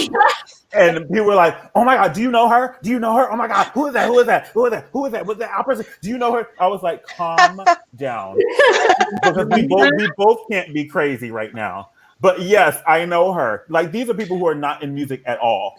Like, Kenny, do you know her? Oh my God, oh my God. That was absolutely incredible. That was Thank you. mesmerizing. Thank you. this is beautiful. Thank you. Now, Thank what you. kind of award do you get? Is this going to get you a Grammy or an Emmy? Like, what? We got to start the campaign now. Right? I have no idea. I mean, I'm just grateful for that opportunity. That was fun. You know. I mean, people in the Talk and about. and what I want to do is give kudos to her, because finally they're using classical music or a voice that is classically trained in the most beautiful way, and Yeah. not in sort of this caricature way Yes. where Yeah. you have these commercials where you hear somebody singing opera and it's like, that's terrible. Like, there are so many amazing opera singers alive that can sing that beautifully, and so you're running audiences away because they hear something crazy. But then when they hear something as gorgeous and heartfelt and stunning as what you did, that draws the people in. That's so true. Mm. So true. But isn't that Thank what's you. exciting about Someone. like? Sorry. Oh no, I just saw someone commented on how I knew if I knew what the scene was. She did tell me, Laura did tell me that this particular scene was going to deal with the events of the Tulsa massacre. So I did have that knowledge going into it, and I had heard about it, and I went back and did even more research just to see, to do my own personal research, see all the events that had taken place around that, and I don't have to. I mean, it's just absolutely devastating. So to know that that's, and then to see the poem and read the poem and everything that had been going on, it was emotional for me personally to sit there and record it. But yes, I did know that the scene was going to deal with the Tulsa massacre, but I didn't know what it was going to look like until it aired. Yeah, well, you blew up the internet, sister girl. Blew it to pieces. Blew it to pieces. So I have some quick fire questions for all of you. Uh-oh. And I usually ask the same questions that James Lipton would ask at the end of Inside the Actors Studio. But I've used some of his questions, but added some of my own. Okay. So no need to think too hard. Just the first most real answer that comes to mind. But so calm down first. It's nothing bad. It's nothing bad. But before I ask these questions, I want to let everybody know about what's coming up. So next week on the show on Black Opera Live, November 16th at 7 p.m., Denise Graves is going to be here with me, and I am so excited to have her here. She is so awesome and inspirational, and we're going to talk about everything. She's just been beautifully honest and real, and this year is celebrating her 25th anniversary of her Metropolitan Opera debut, and she's now the first Black voice teacher on the faculty of Juilliard. Can you imagine? The first in the history of the school. Congratulations. So Yes. tune in next week, same time, same place, November 16th at 7 p.m. For Denise Grace. But I added an extra show. And last week I asked y'all to pencil in Saturday, November the 14th at 11 o'clock in the morning. And I didn't tell you why, but I'll tell you why right now. So, as y'all know, I love history, and I love operatic history, and I love Black history. And I was talking to a lady who's a living legend, and something came to my mind. So, on January the 10th, 1989, history was made, or her story was made, at the Metropolitan Opera. January 10th, 1989. It was the first and only time that 4 Black women were in the same opera written by a European composer. The opera was Le Nozze di Figaro, and the singers were Carolyn Blackwell as Barbarina, Hilda Harris as Cherubino, Roberta Alexander as Contessa, and Barbara Hendricks as Susanna. And on Saturday morning at 11 o'clock, 3 of those 4 ladies are going to be with me here. Carolyn Blackwell, Roberta Alexander, and the Barbara Hendricks are going to be right here on Black Opera Live at 11 o'clock in the morning. And we had to do 11 o'clock because Roberta and Barbara are in Europe. And so we wanted to be kind to their hour of the day. Amazing. So I am overwhelmed with joy and pride and excitement to have those legends, living legends here with me. I'm so honored. So we're going to talk about that night and what it meant, because they were not originally scheduled to be in that performance because it only happened one night. It wasn't the whole run. Hilda was covering, and the person who sang it, which we'll talk about later, was ill, and Hilda jumped in. And Roberta had finished her run earlier, but another diva did not show for the second half, and so they called Roberta back. And so on this one night, it all conspired to make a glorious history happen. Now, what needs to happen is that should have been an Opera News cover. It should have been all on the TV, all on the radio. It should be a big poster in the Met lobby of those 4 ladies who made a glorious history, being the only 4 Black women to be in leading roles of an opera that is not Porgy and Bess on stage at the same time. So we're going to celebrate the ladies, and we're going to celebrate the ladies even more because we have a Black woman in the White House, baby. A Black woman, a woman of South Asian descent, and the first woman. So I am loving all the female energy, all the Black girl magic, all the, and you all are a part of that, you 3 divas. And so it just happened to work out beautifully that we found out on Saturday that Madam Vice President was going to be Kamala Harris, and then to have the 3 of you here, just amazing. So I'm floating on cloud 9, 10, and 11. Thank you. 9, 10, and 11. All right, so let's get to the question. So the first question will go Jackie, Janai, Talise, in that order. What is your favorite role that you have done and the role that you want to do that you have not done? Traviata. And yes, you talk about role, right? Villa. Yeah. So she's your favorite. Yeah. I mean, she's been my favorite forever. So, and then I finally got a chance to do her, and I was like, awesome.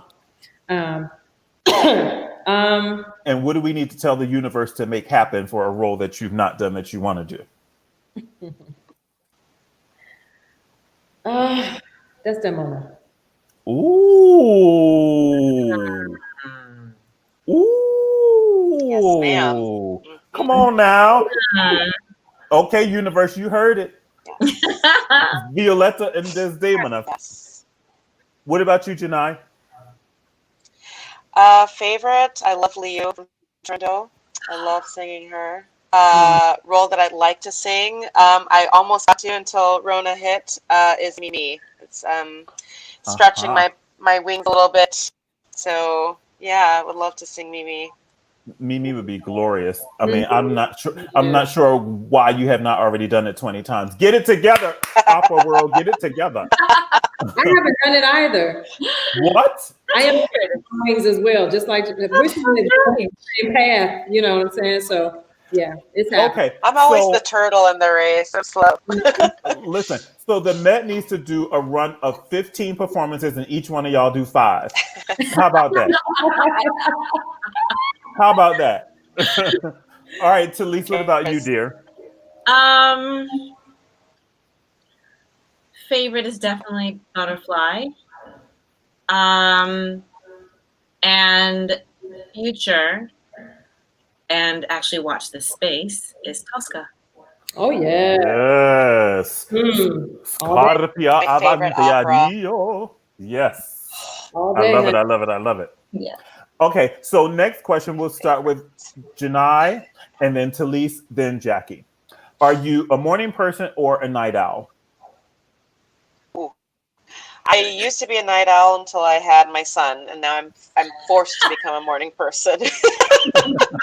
Not by choice. I'm more of a night owl. Talise, I'm definitely a morning person. Definitely. Jackie. You know, I like sleep. I like to go to bed early, so it has to be in the morning. Gotcha.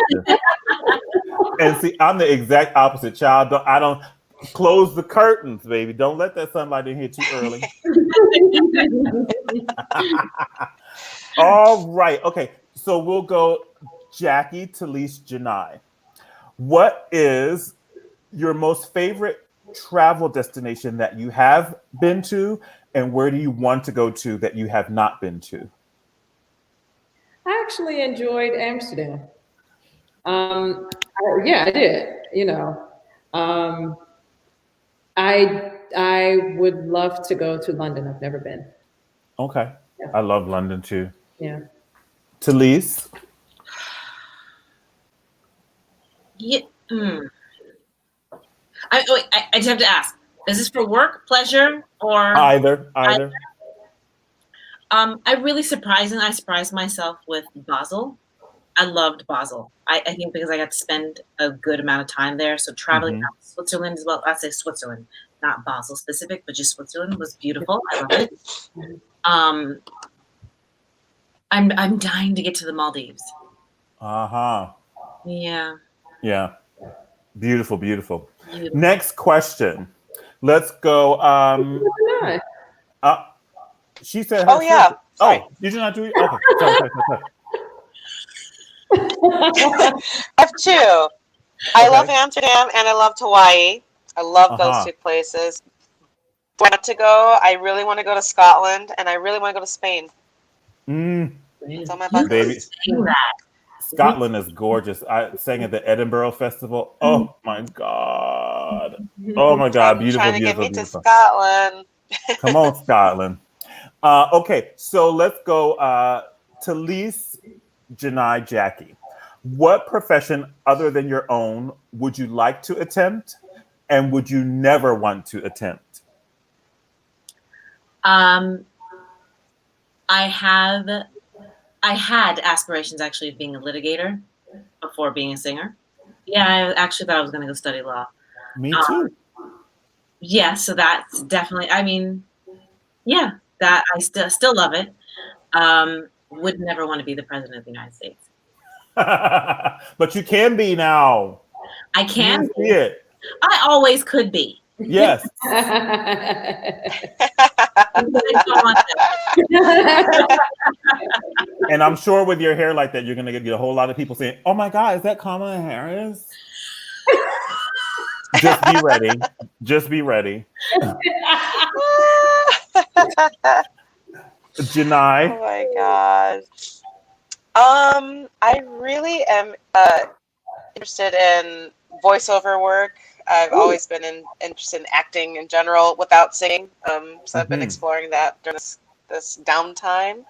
And I also was like, you know, if I wasn't singing, I thought I was going to be a kindergarten teacher because I love kids until Rona hit and I'm forced to homeschool. And now I thank God for all of you educators out there. It's not easy. Oh, it's not easy. God bless you all. Right? No, I'm kidding. But I love kids, and so I thought I would do that. But I second Talise. I don't think I could be president. No. Mm-mm. What That's a about tough you, one. Jacqueline? Yeah, the same thing as Janai, exploring voiceover and voice acting and such. Uh-huh. I would never want to be an accountant because I hate numbers. I know that's right. Yes. Yeah. Ciao. Yes. What is your favorite? Let's go Janai, Jackie, Talise. Breakfast, lunch, dinner, or dessert? Who's first? I gotta have my breakfast. If I wake up in the middle of the night or like late in the afternoon, I still have to have breakfast. I can't just get up and eat lunch, even if it's like noon. So it's gotta be breakfast. Gotta have breakfast. What about you? Who was me? Yes. Brunch, but I like the breakfast and lunch together, but breakfast, yeah, I'm with Janai again. It's my favorite. I like breakfast. Yeah. Talise? Yeah.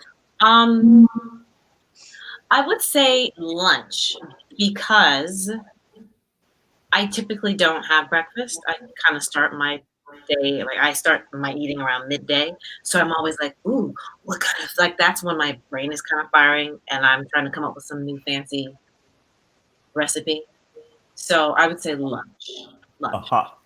Okay. All right, let's go. Jackie, Talise, Janai.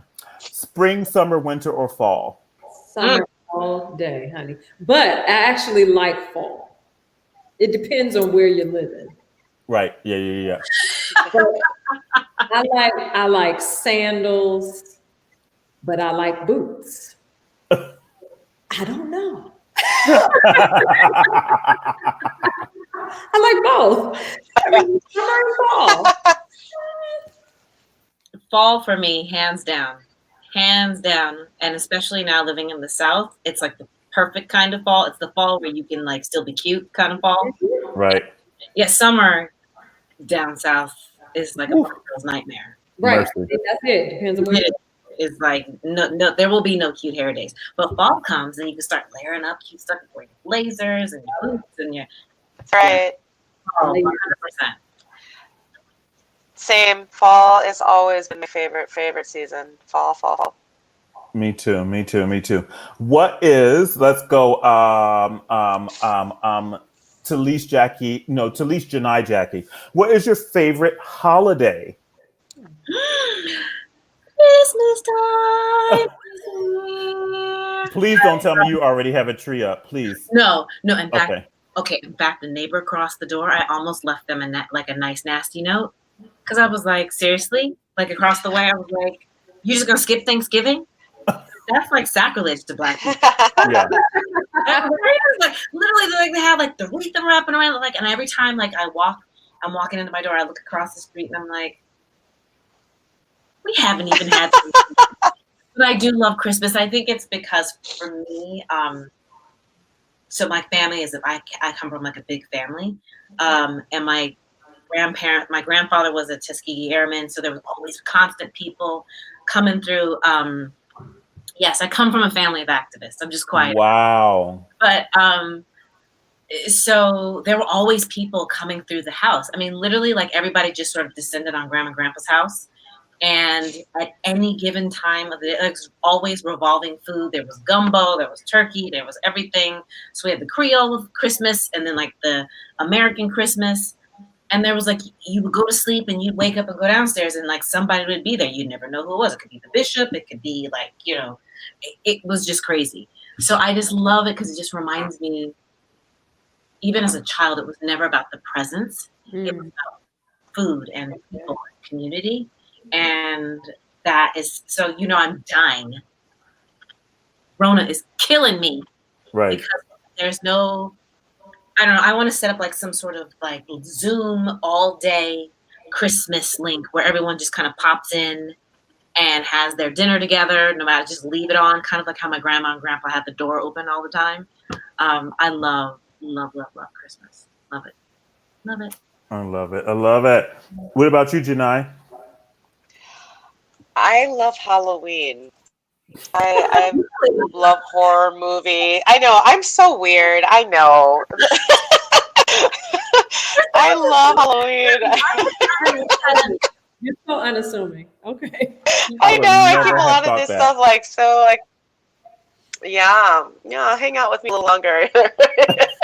Yeah, I love Halloween. I love the scary stuff. I love horror movies.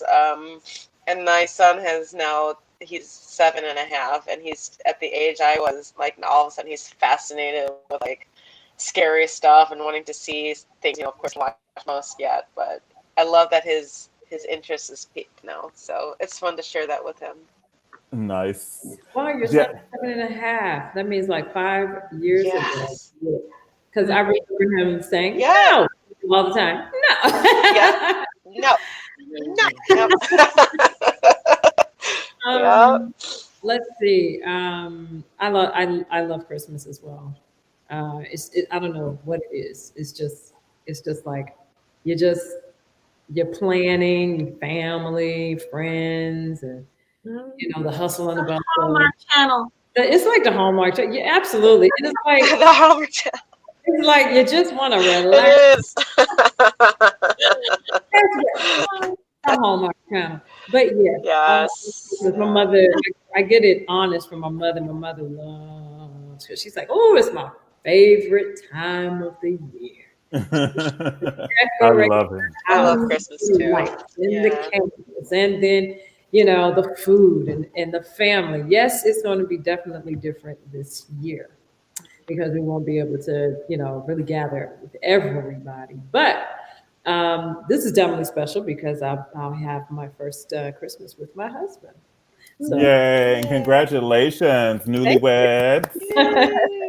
That's so incredible. That's so incredible. So before the last question, I wanted to give you all a chance to let the folks know if you have something coming up or what you're doing right now in these Rona times, and maybe we can tune in and support, or what's going on with y'all. Who got stuff coming? I mean, I'm here in Atlanta all season with the Atlanta Opera. I'm one of the players, which I think is, I'm really proud of the work that we're doing because we are truly trying to find a way back. And I think that we are really the only company in the country that is doing full production right now. So I'm proud of that. We're wrapping up Pagliacci, and they'll announce shortly our next show. I also have a concert with the Cincinnati Opera that's going to stream shortly. It was amazing. Scheherazade, Chanson de Bilitis with Louis Langret at the piano. Yeah, and then we also did the Four Quatre Poèmes à Douze by Maurice Delage. So that will air sometime shortly. And I'm doing a Christmas thing with Russell and the Atlanta Symphony, which is going to be so much fun. Hey. Yeah. Hey. Hey. Good to you. We are finding our way back. We're finding our way back. Yeah. So, Finding our way back. Yeah. Amen. Is it me or Janai? Or... Either one. I'm sorry. I keep calling you Janai. Sorry. Janai. It's two of y'all. It's okay. Well, right now we're still in waiting on information and whatnot from a company right now because we don't know whether or not they're going to be opening or whatever. Right. So we're just kind of in limbo. We're waiting, like in a pattern. But I'm looking forward. I'm sorry we missed Chicago. I was supposed to join Janai again.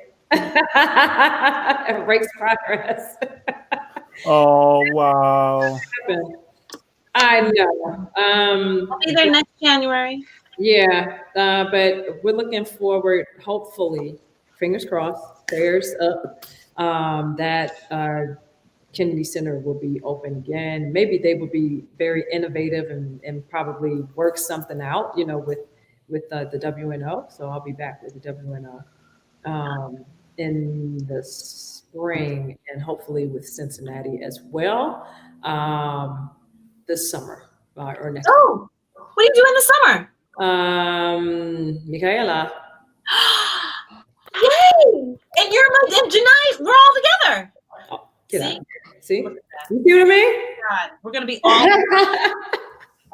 I'm gonna come just to come and hang out with you. Near one another. That's yeah. Oh my God.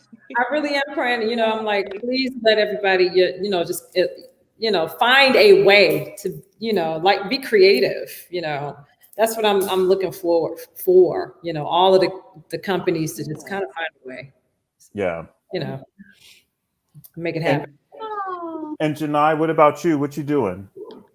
So I'm currently in a hotel right now because I just left Chicago this morning to drive to Philly. Hey, Philly. Because I'm singing the Mahler 4 with the Philadelphia Orchestra with Maestro Janai. Janai, I'm so excited to do it. It's a virtual recording, so there's no audience, and it'll stream, I believe, December 3rd is when it'll actually stream online. So I'm excited. I love the Mahler 4. I love Philly. Excited. I love Janai.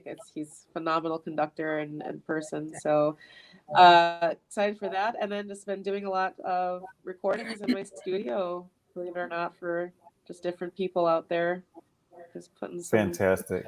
That is fantastic stuff. So fantastic. Give my hometown a hug for me when you get there. I will. I'm excited.